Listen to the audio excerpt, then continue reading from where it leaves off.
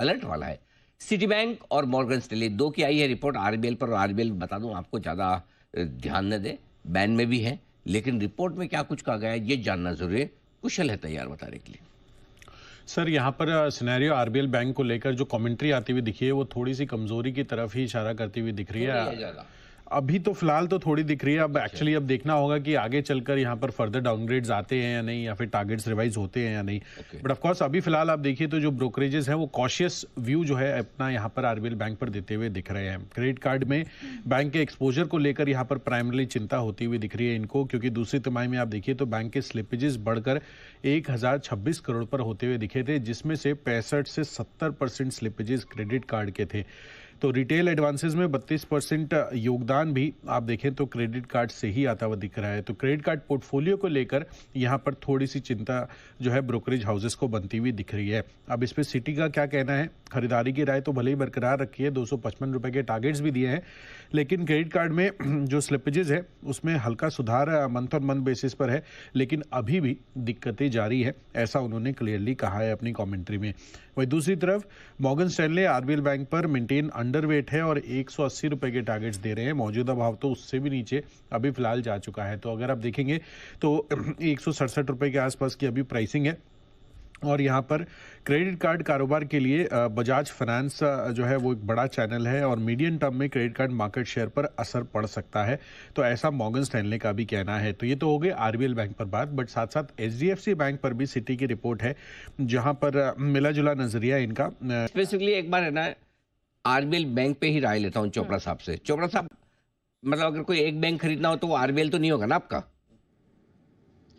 Sir ये RBL के बारे में मेरे से कई बार पहले भी पूछा जा चुका है और हाँ। मैं कभी भी मैंने इसमें भाई नहीं दिया। पर्सनली जहां तक मुझे याद है मैंने कभी भाई नहीं दिया, क्योंकि बहुत सारे दूसरे ऑप्शंस अवेलेबल हैं।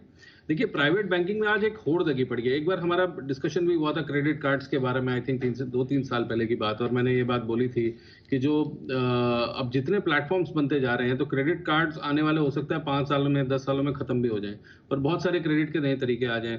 इसी प्रकार से बैंकिंग अब ऐसी नहीं है कि वो एक फिजिकल ब्रांच खोल के बैठे हैं, उसका किराया भर रहे हैं, इतने एम्प्लॉयज हैं, रियल एस्टेट कॉस्ट दे रहे हैं, मगर अगर पैसे का ट्रांजैक्शन ही करना है और बैंक का मेन पर्पस या तो सेविंग अकाउंट में पैसा डालना होता है या निकालना होता है या एफडी करनी होती है, और अगर आप कंपनीज की बात करें तो उनको लोन चाहिए होता है। तो बैंकिंग जो है मुझे लगता है आने वाले कुछ समय में बहुत ही लीन होने वाली है, और ये हमें जो फिजिकल ब्रांचेस दिख रही हैं, इंफ्रास्ट्रक्चर दिख रहा है, वो भी काफी हद तक कम हो जाएगा। जहां तक एटीएम्स की बात है, अभी बात सीबीडीसीज की हो रही है, बात ये हो रही है कि हम कैशलेस होते चले जाएं, और काफी हद तक हो भी गए हैं। भारत में यूपीआई ट्रांजैक्शन दुनिया में सबसे ज्यादा है।